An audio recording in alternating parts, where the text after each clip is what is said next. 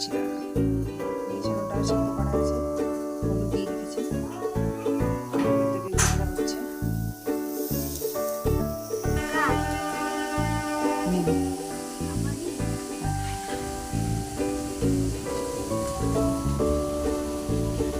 মিষ্টি আর রুটি খেতে বসেছে, সাথে সন্দেশ খাচ্ছে।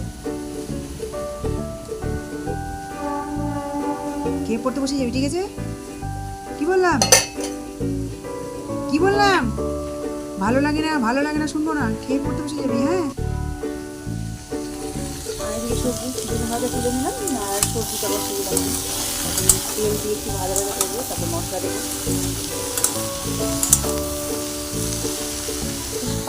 আবার আসতে পারি।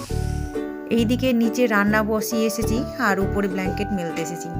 এই ব্ল্যাঙ্কেটটা সকালবেলা কেচেছিলাম, প্রায় 2 ঘন্টার মতো কলতলায় আমি জল ঝরাতে দিয়েছিলাম, কারণ জল না ঝরালে যদি নিয়ে আসতাম ছাদে তো পুরো সিঁড়ি বারান্দা সবটাই জল হয়ে যেত আর ভিজে যেত। তাই অনেকক্ষণ ধরে প্রায় 2 ঘন্টার মতোই কলতলায় কলের উপর রেখে আমি জলটা ঝরিয়ে নিয়েছিলাম। এখন 2 ঘন্টার পরে আবার মেলতে এসেছি আর নিচে আবার রান্না বসিয়ে এসেছি। সবজি ভাজা মশলা দিয়ে কষিয়ে জল দিয়ে দিয়েছিলাম, দিয়ে এদিকে সবজি আমি গ্যাসে ফুটতে দিয়ে এসেছি, সিদ্ধ হতে দিয়ে এসেছি, আর এদিকে মেলে নিচ্ছি আমি। আর আমার পিছু পিছু আমি যখনই ছাদে আসবো কোনো কিছু মেলতে বা এমনি, তখন আমার পিছু পিছু মিটিয়ে আসবে। এই যে যেমন এসেছে, ও এসে এদিক ওদিক তাকাবে কোথায় ওর বন্ধুকে দেখতে পাওয়া যায়। আর কুলের আচার যে আমি রোদে দিয়েছিলাম প্রায় 3 দিন ধরেই, 2-3 দিন ধরে এরকম রোদে দিতে হবে, নাহলে শুকাবে না, আর না ভালো করে শুকোলে আবার আচারটাও ভালো হবে না। তো কুলোগুলো ওই দিকে ছিল, আমি আবার এইদিকে নিয়ে আসলাম, কারণ এইদিকে সূর্যের তাপটা বেশ ভালো পড়ছে, তাই এদিকে নিয়ে এসে উল্টে পাল্টে দিচ্ছি আচারটা। ওইগুলো আর এইগুলো দুটোই রসগুলো ভালো করে শুকিয়ে যাবে, তারপরে কুলের আচার করবো আমি। তো এরকম আমি ভালো করে নেড়ে চেড়ে দিচ্ছি।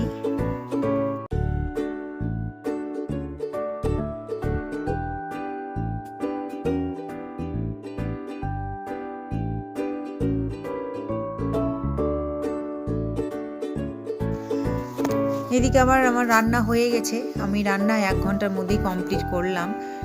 আমার 8:30 থেকে 9:30 মধ্যে কমপ্লিট করলাম। আমাকে আবার একটু বাজার যেতে হবে, তাই সকাল থেকে ঘুম থেকে উঠে বাড়ির সমস্ত কাজ, সংসারের কাজ তো হলো, আর রান্না বসেছিলাম 8:30টায়। এদিকে আমার ব্ল্যাঙ্কেটটাও কাচা হয়েছে, কারণ শীত তো প্রায় চলে যাওয়ার পথেই, তো ওগুলো কেচে ধুয়ে ভালো করে আবার কভারে ভরে রেখে দিতে হবে। তো তাই আমার এদিকে রান্না হয়ে গেছে, আমি গ্যাসটাও মুছে নিলাম, ঘরের কাজ সারলাম। এখন বাজে হচ্ছে 11টা, তো 9:30টার মধ্যে কমপ্লিট করলাম। 8:30টায় রান্না বসেছিলাম, 1 ঘন্টার মধ্যে রান্না কমপ্লিট করলাম। তারপরে স্নান করা, ওদের জামা কাপড় ছাদে মেলে আসা, ওগুলো করলাম, রান্নার বাসন ধোয়া, ঘর মোছা সব করলাম। এখন বাজে 11টা, সেটাও 10:30টার মধ্যে হয়ে গেছে। এখন একটু টিফিন করলাম, টিফিন করে ঘরের কাজ ছিলাম, যাচ্ছি বাইরের কাজ করতে। ঘর বার দুটোই আমাকে সামলাতে হয়, আমার হেল্পিং হ্যান্ড বলতে নেই, আমি একাই। আমার হাজব্যান্ডের দায়িত্ব ছাড়া দায়িত্বহীন আমাকেই করতে হয়।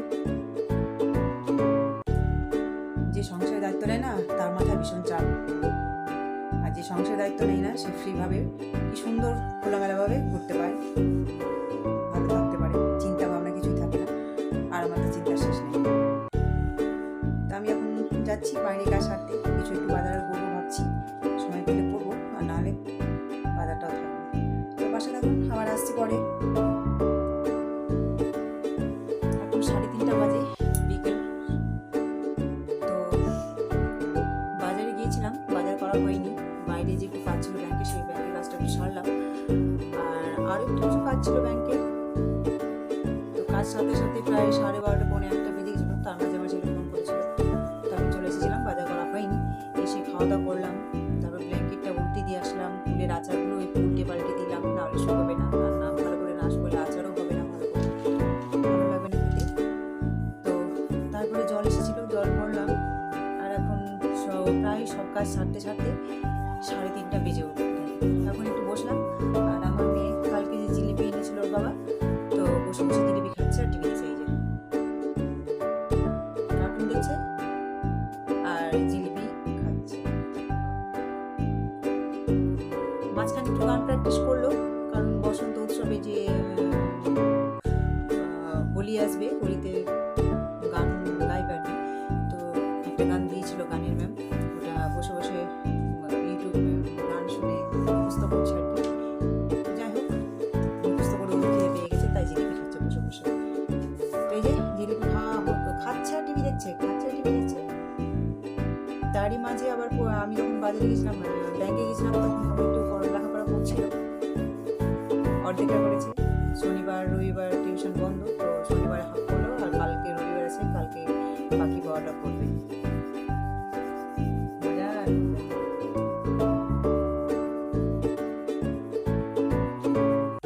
তো আমি একটু কিছু ভিডিও কাজগুলো সেরে নিই, তো পাশে থাকুন, আবার আসছি পরে, দেখা হচ্ছে। এখন বাজে 3:45, তখন বললাম যে একটু আরাম করব, তো আরাম করার হলো না। আমার হাজব্যান্ড স্কুল থেকে আসলো, এসে হাত পা ধুলো, এখন খেতে দিচ্ছি। তো খাবার গরমই ছিল, করলাম না গরম, তো এখন খেতে দিচ্ছি আর কি, খেয়ে নেবে।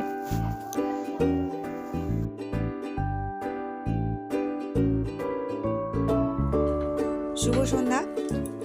এই সন্ধ্যাবেলা এখন চপ আনলো, গরম গরম হয়ে আছে, এত গরম হয়েছে যে ছোঁয়া যায় না, প্রচণ্ড গরম আছে।